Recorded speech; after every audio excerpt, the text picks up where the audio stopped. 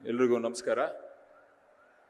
ಈಗ ಇನ್ನೇನು ಕೆಲವೇ ಕ್ಷಣದಲ್ಲಿ ಮಾನ್ಯ ಮುಖ್ಯಮಂತ್ರಿಗಳು ಹಾಗೂ ಮಾನ್ಯ ಮುಖ್ಯಮಂತ್ರಿಗಳು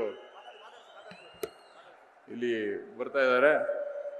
ಇವತ್ತೇನು ಗ್ಯಾರಂಟಿ ಸಮಾವೇಶ ಸರ್ಕಾರದಿಂದ ಆಯೋಜನೆ ಮಾಡಿರೋಂಥ ಈ ಒಂದು ಸಮಾವೇಶಕ್ಕೆ ತಾವೆಲ್ಲ ಬಂದಿದ್ದೀರಿ. ಮೊದಲನೇದಾಗಿ ಈ ಉರಿ ಬಿಸಿಲಲ್ಲಿ ಇಷ್ಟೊಂದು ಜನ ಬಂದಿರೋದು ತುಂಬ ಖುಷಿ ಆಗ್ತಾ ಇದೆ. ಮತ್ತು ನಿಮಗೆಲ್ಲರಿಗೂ ಧನ್ಯವಾದಗಳನ್ನು ಹೇಳ್ತಾ, ಈ ಗ್ಯಾರಂಟಿ ಸ್ಕೀಮ್ಗಳಿಂದ ಈಗ ಅವ್ರು ಬರ್ತಾ ಇರೋದ್ರಿಂದ ಎಲ್ಲ ಅಟೆನ್ಷನ್ ಅಲ್ಲಿದೆ. ಆದರೆ ನನಗನ್ಸಿದ ಪ್ರಕಾರ ಈ ಏನು ಯೂನಿವರ್ಸಲ್ ಬೇಸಿಕ್ ಇನ್ಕಮ್ ಅಂತ ಏನು ಗ್ಯಾರಂಟಿ ಸ್ಕೀಮ್ಗಳಿಂದ ಯಾವುದೇ ಥರದ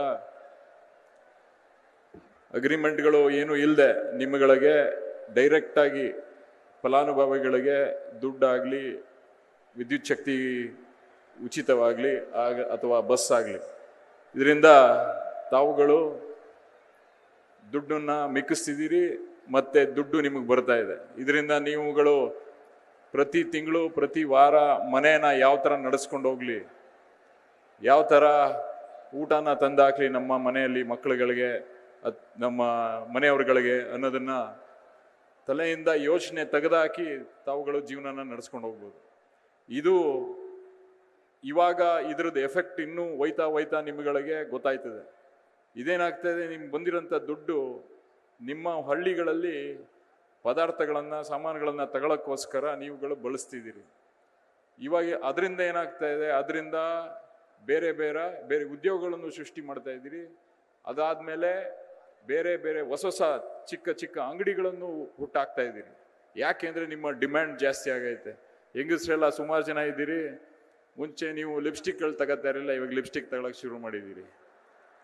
ಅದಕ್ಕೋಸ್ಕರ ಈ ಥರ ಡಿಮ್ಯಾಂಡ್ ಕ್ರಿಯೇಟ್ ಮಾಡ್ತಾ ಇದ್ದೀರಿ. ಈಗ ಮೊದಲು ಪೌಡ್ರ್ ಹಾಕಲ್ದಿದ್ರೆ ಪೌಡ್ರ್ ಹಾಕತ್ತಿದ್ದೀರಿ, ಕರೆಕ್ಟಾ? ಅದಾದ ನಂತರ ಈಗ ಲಿಪ್ಸ್ಟಿಕ್ಕು ಪೌಡ್ರ್ ಹೋಗಿ ನೀವು ಖುಷಿಯಾಗಿರ್ತೀರಿ. ಖುಷಿಯಾಗಿದ್ರೆ ಏನಾಯ್ತದೆ?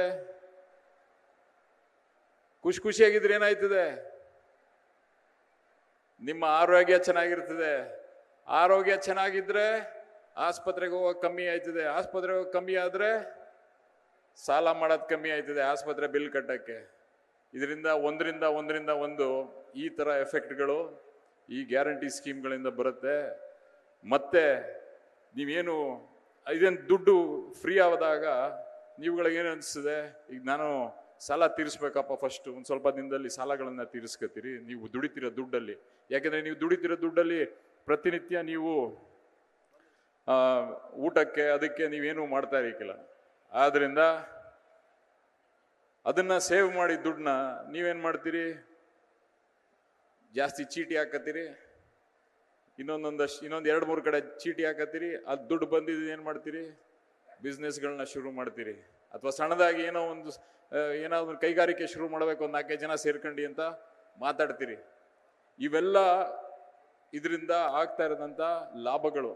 ಆದ್ದರಿಂದ ದಯವಿಟ್ಟು ತಾವೆಲ್ಲ ಹೆಚ್ಚಿನ ರೀತಿಯಲ್ಲಿ ಈ ಮುಂಬರುವ ಚುನಾವಣೆಯಲ್ಲೂ ಸಹಕಾರ ಕೊಡಬೇಕು ಅಂತ ಹೇಳ್ತಾ, ನಿಮ್ಗೆಲ್ಲ ಒಳ್ಳೇದಾಗಲಿ.